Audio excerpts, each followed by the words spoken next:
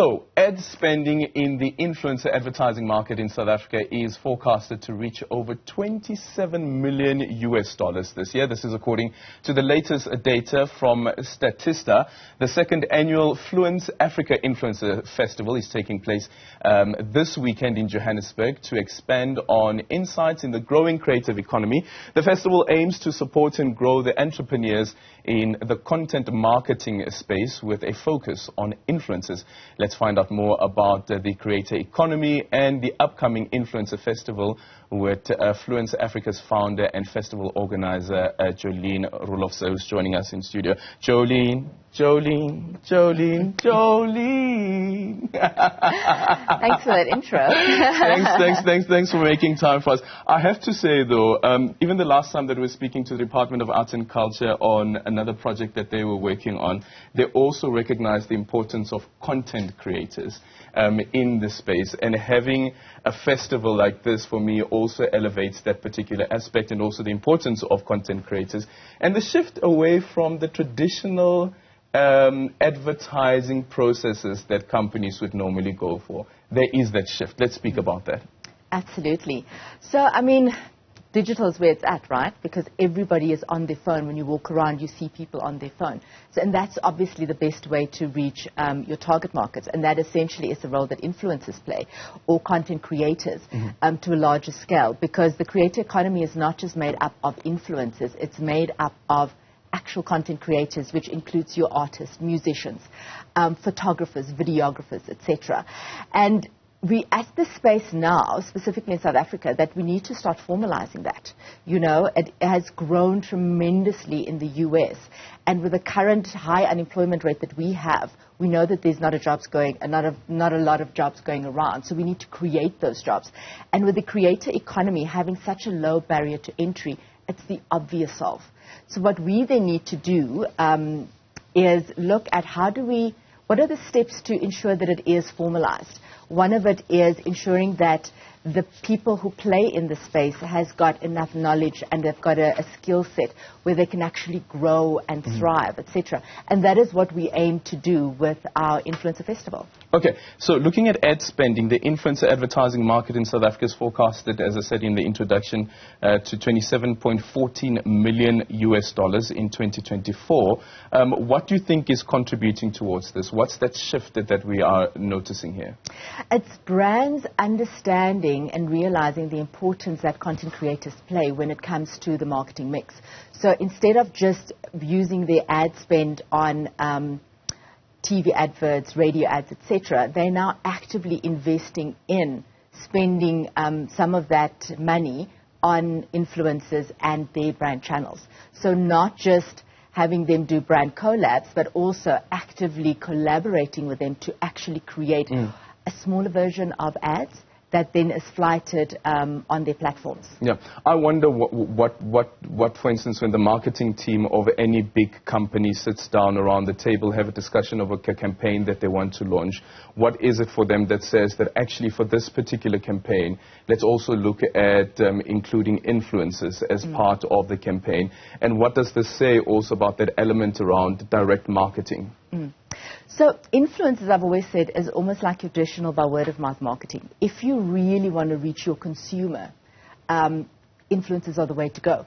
And also we see influencers as a channel, as a conduit. So when a brand decides which influencer, content creator they're going to work with, it's because they want to reach the audience that that influencer is connected with. So when a brand team sits and decide, okay, what percentage of our budget are we going to focus or contribute towards influencers, is the brand understands that A, they get direct access to their consumers, B, the brand understands the value that the influencers bring to the party in terms of a unique look or take of how do I actually take my key message and have it make sense to the consumer. You know, because we have a very interesting makeup in South Africa where we have so many different culture sets, etc.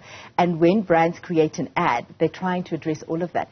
But if you have, say, 10 influencers, you have 10 unique perspectives and 10 unique ways, 10 different languages or vernac that you can use to actually reach your consumers.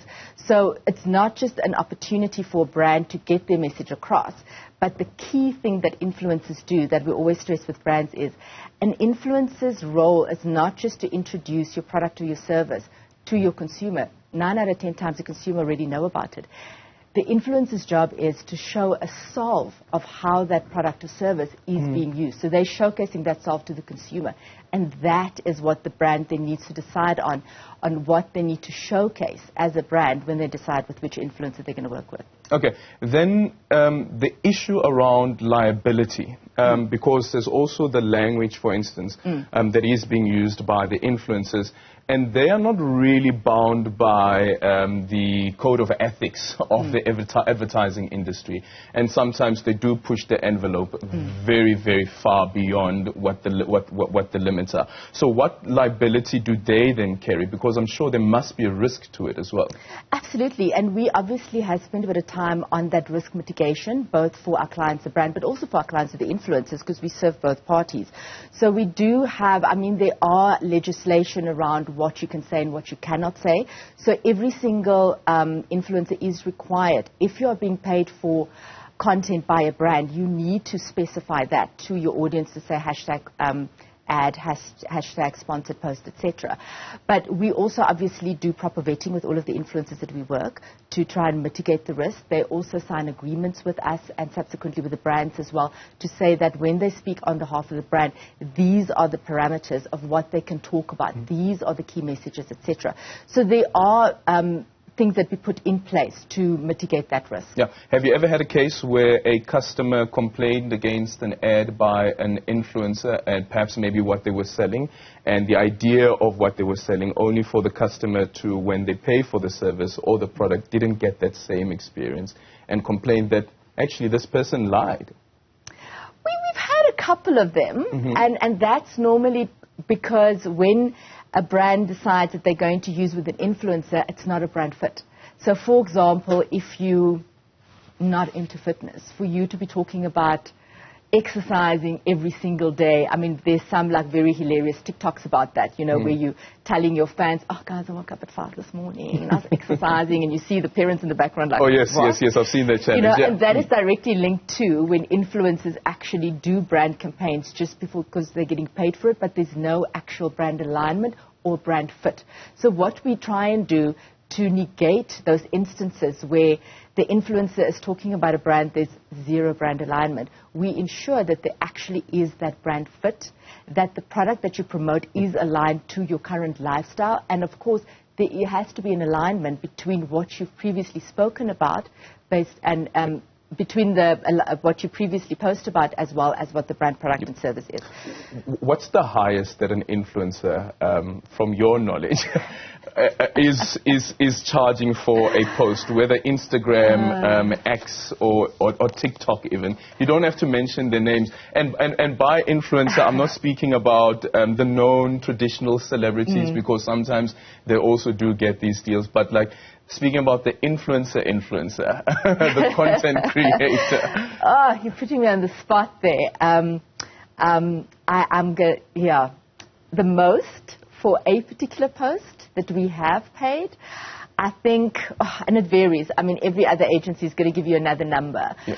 But about 45,000 rand per post. 45,000 rand per post. Yeah, it depends on what we do, is because there's a number of tools that you can use to measure what the projected return on investment is going to be. You know, so it's a number of things that we actually take into consideration before we agree, okay, this is what the rate is going to be.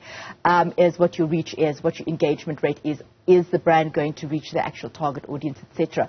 And we almost need to ensure that before we then agree to what the rate is. But yeah, that was 45,000 is a lot of money.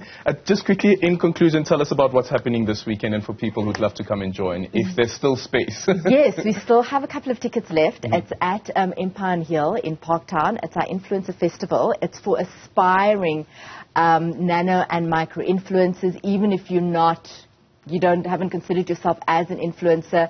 If you've got a following of about 1,200, please do come through. It's all about empowering empowering, inspiring with our masterclasses, with the various platforms. We've got some great panelists and panel discussions with some big brands, you know, like Vaseline, Dove, Shield, etc. that's going to be there. RocoMamas is hosting a flinch challenge, etc. And it's all about, we created this environment where aspiring creators can come and pitch to work with the brands. We've created the space of connecting brands with creators, and also then a space where creators then can learn the latest tricks, hacks, etc. of how they can then grow their existing following, but also how they can earn additional streams of revenue. Jolene, thank you so much for your time and good luck with the festival. Thank you so much.